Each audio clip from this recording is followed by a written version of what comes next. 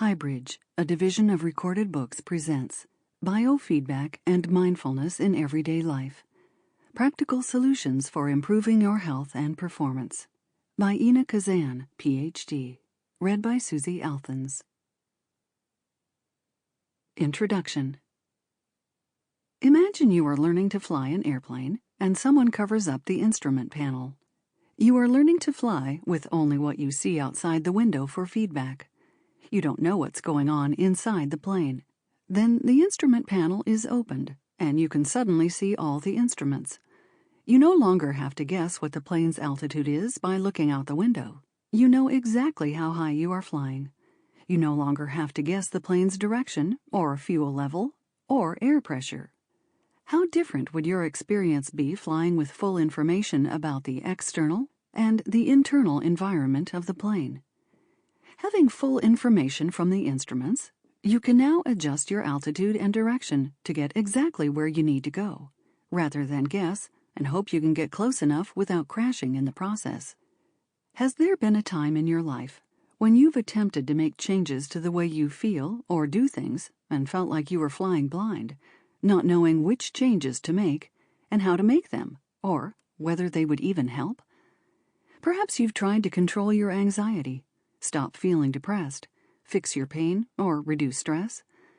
Perhaps you've wanted to do better at your job, in a sport, or in an artistic performance. Or maybe you've wanted to do better in your personal life, be a better partner, parent, or friend. Did you ever feel like you had a general idea of what you needed to do to make changes, but had a hard time doing it, or getting the results you wanted? Often, in our attempts to fix ourselves, get rid of anxiety, sadness, or pain, or fix whatever gets in the way of performing at our best, we end up making those things worse and then beat up on ourselves for being unable to achieve our desired goals. For example, in our professional lives, we as human beings often bring a great depth of skill and knowledge to our work. We excel in many areas of expertise and lead successful lives and careers. And yet, we are not always able to bring our knowledge and skills to bear in high-stress situations, leaving us dissatisfied with our performance. Similar situations happen in our personal lives, too. We might know how we want to act, but are unable to act in accordance with this knowledge because automatic reactions from our minds and bodies override our intentions. These challenges are not related to a lack of any professional or academic skill or experience, and require a set of skills not typically taught anywhere. Our minds and bodies' abilities to regulate our physiological and emotional activation are at the core of how we handle stressful situations. Ideally, we want our brains and our bodies to work in ways that foster a resilient response to stress, and we want them to recover quickly once the stressful event is over. For most of us, the only way to get there is to specifically train our brains and bodies to self-regulate at all times, and especially when the stakes are high. This is what this book is about. This book is intended to help you find simple, practical solutions for improving the way you respond to life challenges and increasing your resilience and emotional flexibility. Simply put, this book is about helping you do what you do, but better. Many books have been written about ways to fix what's wrong with people. This book is not about fixing yourself. It is not helpful to see yourself as broken. Rather, this book is about using the powers of your mind and body to their fullest potential. The purpose of this book is to guide you in training your body and your brain to perform at their best to meet whatever challenges come your way. It addresses 3 components of training: physiological, emotional, and interpretive. The physiological component is the ability of your body to self-regulate, or adjust your physiological activity to be most helpful at each moment throughout your day, whether facing a challenge, recovering from a challenge, or engaging in everyday life. In this book, I discuss physiological concepts vital to your ability to self-regulate and ways to use this knowledge in everyday life.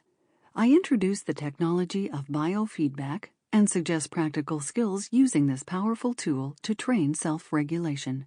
With biofeedback, you learn to activate or power up your body to just the right level for the task or challenge you face, and then, once that challenge is over, to recover quickly and fully. The emotional component is the ability of your mind to respond in the most helpful way to emotions that arise moment to moment, without getting stuck in difficult emotions, while cultivating compassion and fostering resilience. Mindfulness and compassion training are central to our ability to regulation emotion. I discuss these concepts in detail and provide you with practical skills aimed at cultivating mindfulness and compassion in training emotional regulation. The interpretive component is the ability to integrate the physiological and emotional training you have done. With physiological and biofeedback-based training, you train your body to find the sweet spot of activation needed to meet the challenge and to recover fully. With mindfulness training, you train your brain to activate in just the right way to allow clear thinking, decision-making, and emotion regulation. Now your brain and your body are able to do what they do best to support you during a challenge. Sounds great, right? Except that's not enough. What you also need is the ability to recognize the signs of physiological and emotional activation as being helpful and adaptive, and not fight against them with attempts to calm down. This book will help you to tell the difference between helpful and unhelpful activation, both physiological and emotional, to provide you with skills to allow helpful activation to stay and to respond to the unhelpful activation. In other words, this book will allow you to take the cover off the instrument panel and stop flying blind. You will benefit from listening to this book and incorporating the skills discussed here if you would like to achieve any of the following goals. Improve your professional performance. Improve your athletic performance. Improve your academic performance. Better regulate your emotional reactions. Improve your ability to make quick decisions. Improve flexibility in responding to difficult situations. Improve ability to cope with stress, anxiety, sadness and depression, pain, shame, and anger. Improve your sleep.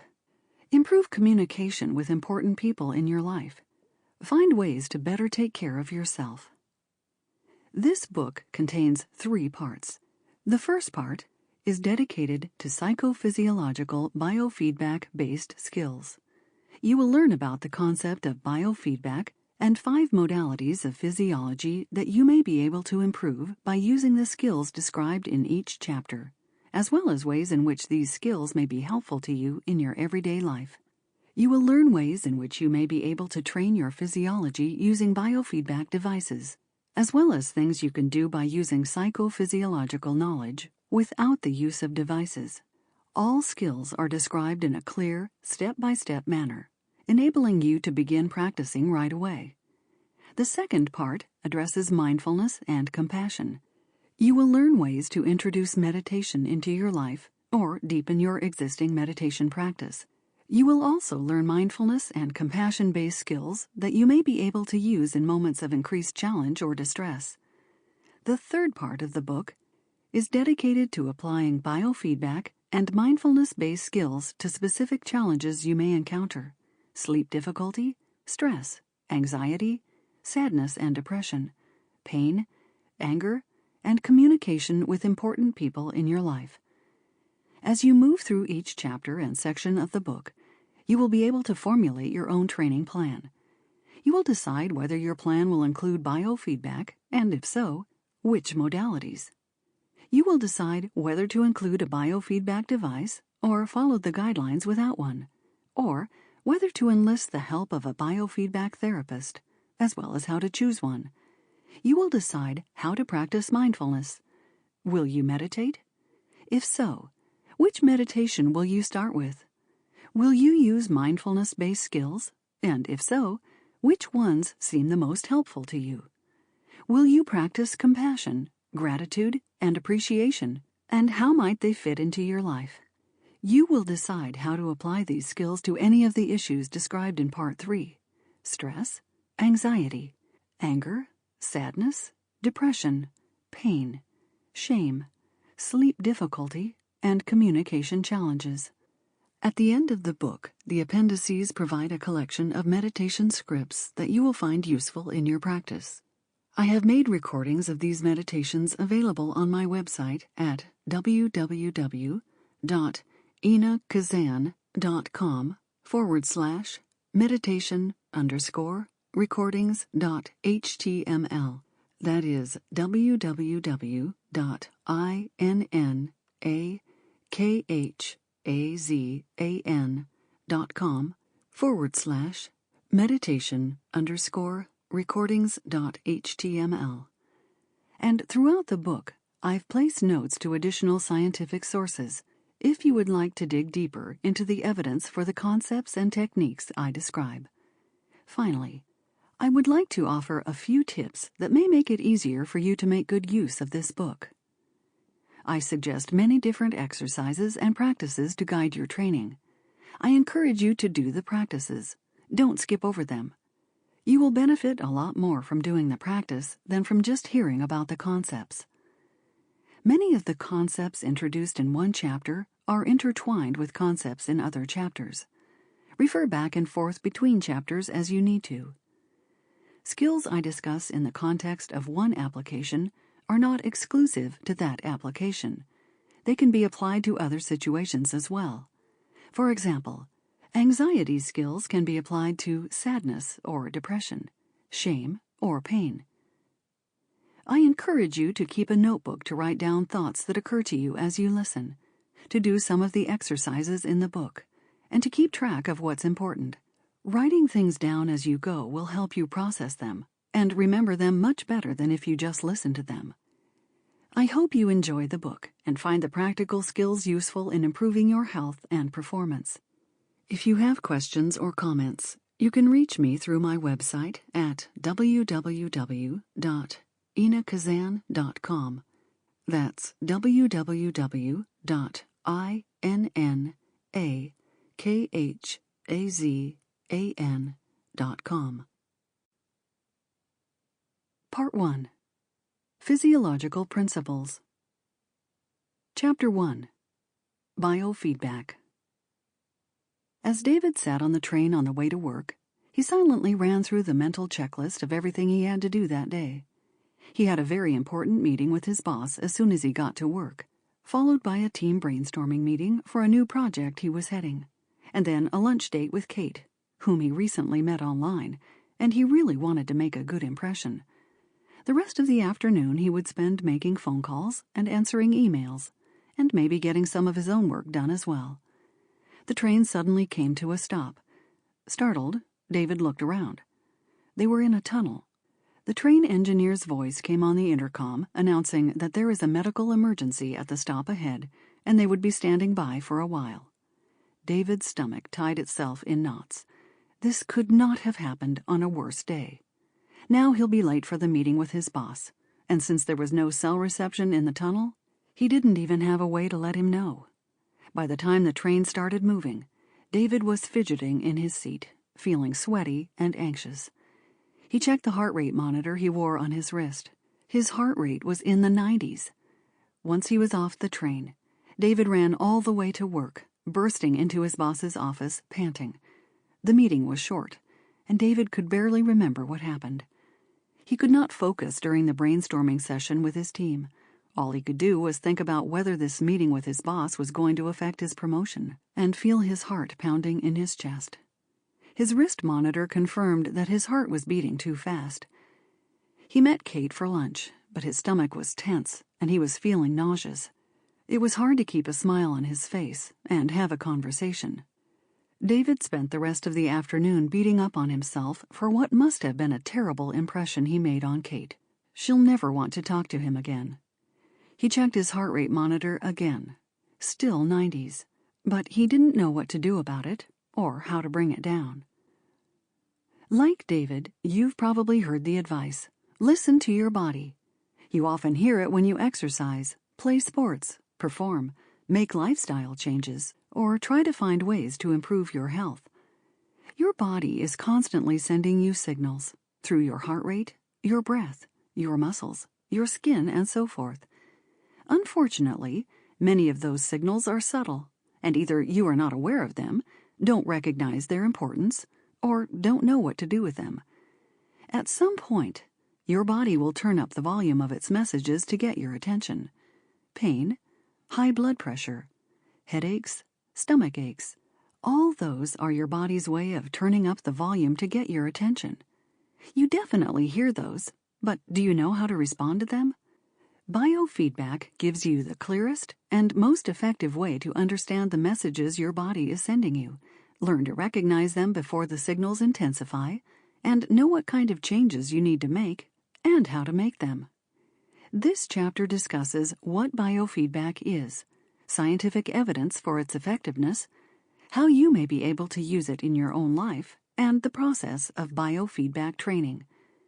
Biofeedback is a learning process that helps you develop greater awareness and ability to influence your physiological, emotional, and cognitive activity by using signals from your own body to improve your health and performance.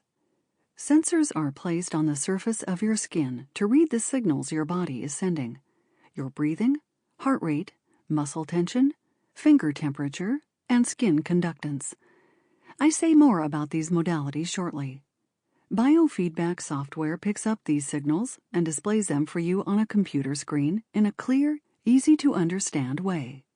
You can see what happens to your heart rate when you make changes to your breathing. You can see what happens to your muscle tension when you change positions or release your muscles. You can see what happens to your breathing and heart rate when you meditate. You can see what happens to your finger temperature when you imagine yourself sitting on a beautiful, warm beach. You get the point. You can observe subtle changes in your body's functioning in response to your thoughts, feelings, and actions. This feedback allows you to hear the signals from your body in a different way and learn how to interpret them and how to respond to them. In other words, biofeedback allows you to truly listen to your body. The goal of biofeedback is to increase your body's ability to regulate itself.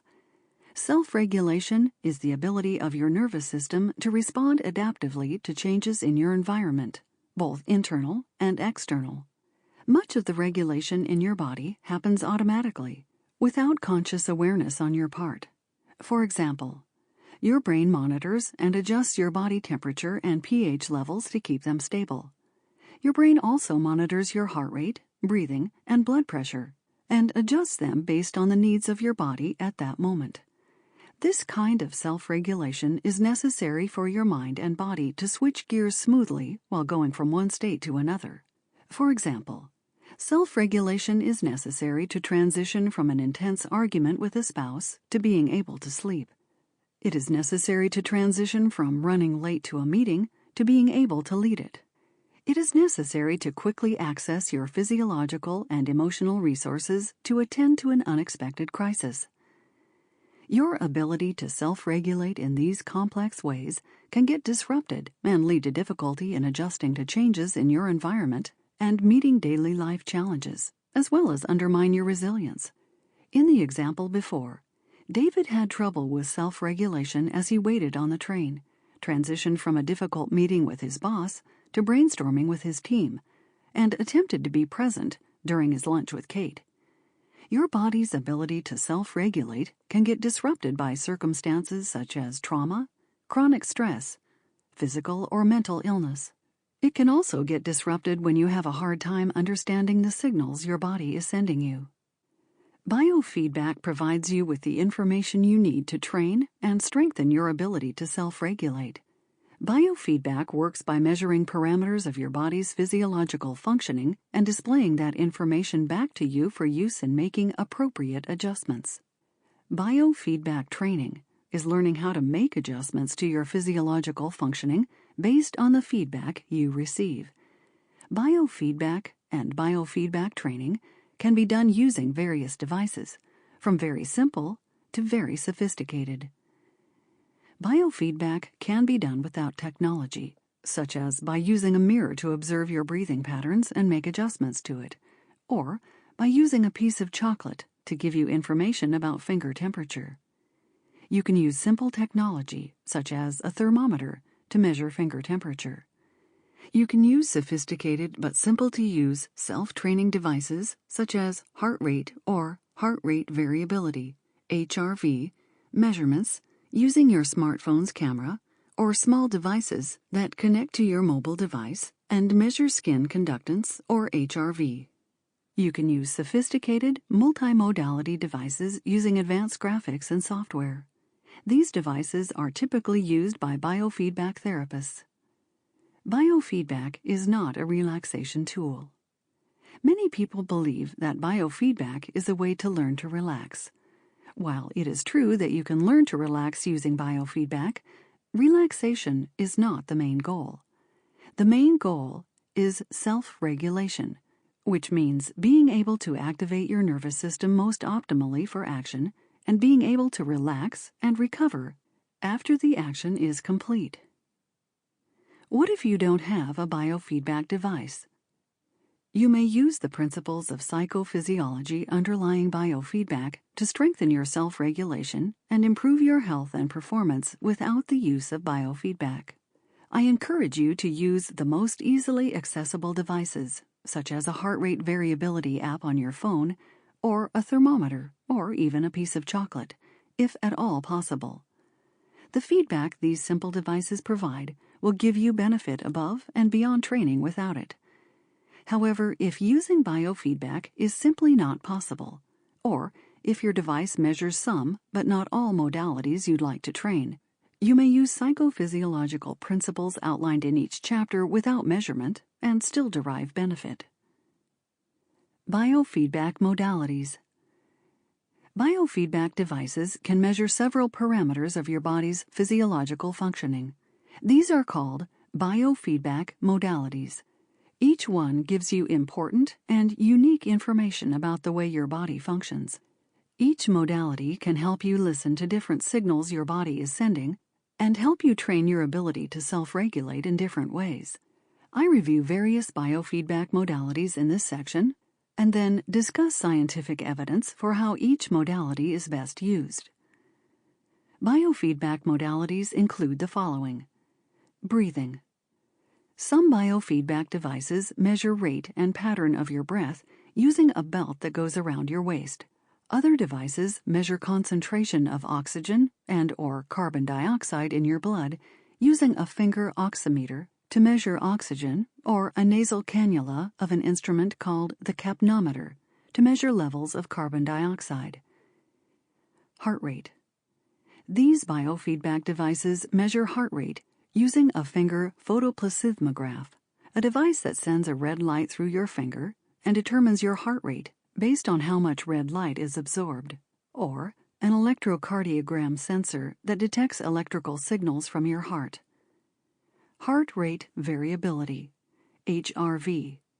This measurement is done with software from your heart rate signal. HRV is the difference in time that passes from heartbeat to heartbeat and is determined through statistical calculations using the heart rate measurements. Muscle tension. These biofeedback devices measure electrical activity of the muscles using surface electromyography, SEMG, which detects electrical impulses sent out by the muscles as they activate. Temperature. These biofeedback devices measure finger and sometimes toe temperature using a thermistor, which transforms warming of the sensor into electrical information that is displayed on the screen as your temperature. Skin conductance. These biofeedback devices measure activity of sweat glands on your fingers or the palm of your hand. As your sympathetic nervous system, the one responsible for the stress response, is activated, sweat glands become more active and produce more sweat. The sensor sends a very small electrical current through your finger to determine how conductive your skin is. The more moisture there is, the more conductive your skin is. Higher skin conductance indicates increased stress activation. You don't need to worry about being electrocuted by the electrical current. It is a very small current that you don't even feel. Brainwaves. This type of biofeedback, called neurofeedback, or EEG, electroencephalogram, biofeedback, measures electrical activity of the brain. Because this book is dedicated to body biofeedback, I do not discuss neurofeedback. Research evidence for biofeedback success. Biofeedback has been scientifically shown to be an effective tool for improving many areas of your health and performance. Keep in mind that it is not a panacea, not a fix for everything. Think about what kind of changes you'd like to make, and then decide whether the research evidence supports the use of biofeedback for these areas. To help you decide, I include a list of conditions for which biofeedback has been scientifically shown to be helpful.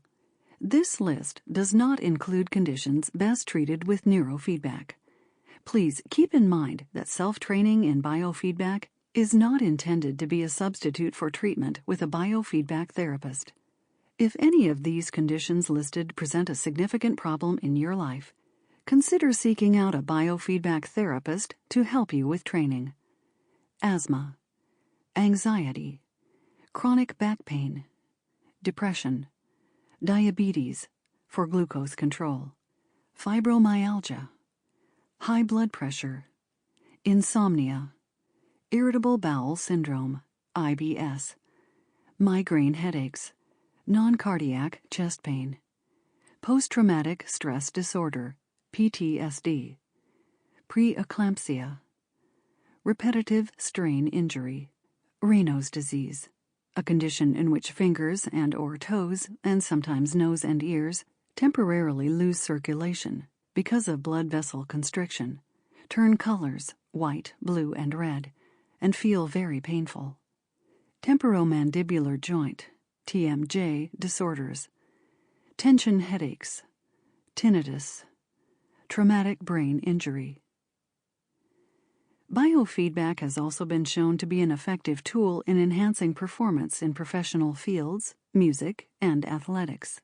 Specifically, biofeedback is helpful in enhancing the following qualities: overall self-regulation ability, athletic performance, endurance, and reaction time, performance in dance and music, ability to interpret manifestations of stress in helpful ways, ability to sustain attention, decision-making, emotion regulation, goal-directed behavior, memory capacity and retrieval, situational awareness. All of these qualities establish an important foundation for optimal performance in multiple professional and athletic arenas. Self-training versus working with a biofeedback therapist. Given the availability and improving quality of low-cost biofeedback devices, you have a lot of excellent options for self-training. Following the guidelines provided in chapters 2 through 6, dedicated to each of the biofeedback modalities, will equip you with the ability to train yourself. You may consider working with a biofeedback therapist if you have complex medical or physiological needs, or if self-training is not producing the benefits you are hoping for. How to find a biofeedback therapist. As with any medical or mental health professional, it is important to ensure that the biofeedback therapist you choose is properly credentialed and trained. There is no license to practice biofeedback, but there is biofeedback board certification for those who are licensed in a related field and are trained to practice biofeedback. Biofeedback therapists are typically licensed in medical or mental health fields such as psychology, medicine, social work, occupational or physical therapy, dentistry, nursing, or counseling. Biofeedback therapists not licensed in a medical field who provide only optimal performance training without treating any medical or mental health conditions may also be board certified in biofeedback. Biofeedback practitioners may hold one or more of 4 certifications: Biofeedback, BCB, Neurofeedback, BCN, Heart Rate Variability Biofeedback, BCB, HRV, and Pelvic Floor Biofeedback, BCB, PMD. Biofeedback Certified Therapists, BCB, are trained in all the biofeedback modalities described in this book. Those certified in Sample complete. Ready to continue?